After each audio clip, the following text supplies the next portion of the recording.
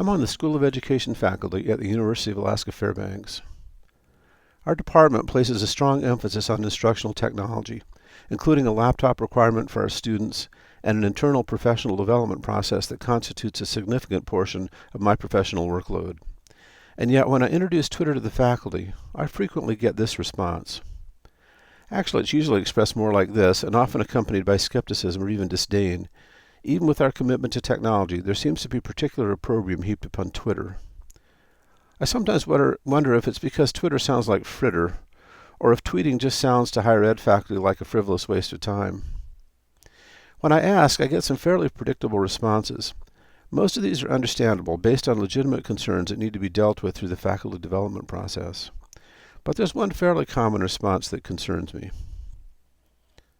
I really don't know how to respond to that. Of course, many of these responses are not so much reasons as they are excuses, and that's why we're here today.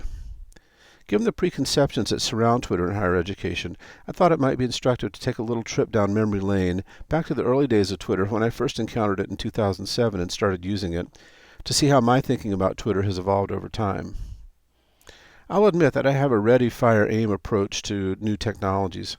I tend to put them through their paces and see what sticks. This leads to some notable misses, but also results in some important bullseyes for me and my students. So when Twitter was introduced, I eagerly signed up for an account. Initially, I wasn't exactly thrilled with what I was hearing. By and large, people were simply reporting on the mundane things that they were doing or places that they were visiting. It was as if I were in a huge office break room overhearing dozens of trivial conversations from people I didn't know very well about topics that meant little to me. I even left Twitter for a couple months, having found very little value in it. But as I explored and read more about Twitter, the more I became intrigued with it as a way to engage in personally and potentially meaningful conversations given the right mix of followers. I went back, found some interesting people and issues to follow, and began to build my personal learning network of colleagues, mentors, and organizations that held interests similar to mine. I could post resources, answer questions for help, and become exposed to a wide variety of opinions and resources that helped me substantially in my professional and personal development. Eventually, Jason and David made their way into my PLN through some contacts that I had made, and of course each of them had a PLN of their own, some elements of which overlapped mine and each other's, but many of which led me to new potential sources of help and information. And those networks led to others, and if I could effectively model this in 3D so that it didn't look like a scary monkey face that you see here, you'd be instantly aware of the multiplicative powers of Twitter's networking capabilities.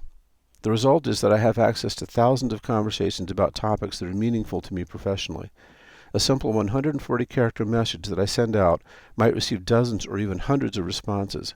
Access to information has never been easier. I began to conceptualize Twitter as a very large professional conference. Not this part of the conference, but the good part, the part in which colleagues and mentors network with each other on a personal level, exchanging information and discovering new resources that enhance their professional lives. To me, this is the real power of Twitter. Whereas tools such as Diigo, Facebook, LinkedIn, and Google Reader add depth to my personal learning network, Twitter adds breadth and allows me to participate in conversations that help me every single day. Twitter is the anchor and the most important element of my personal learning network. I hope we can make a case for effective uses of Twitter in higher education. It's an essential communication tool for both students and instructors, and a critical tool for professional development and networking. Thank you, and please keep in touch.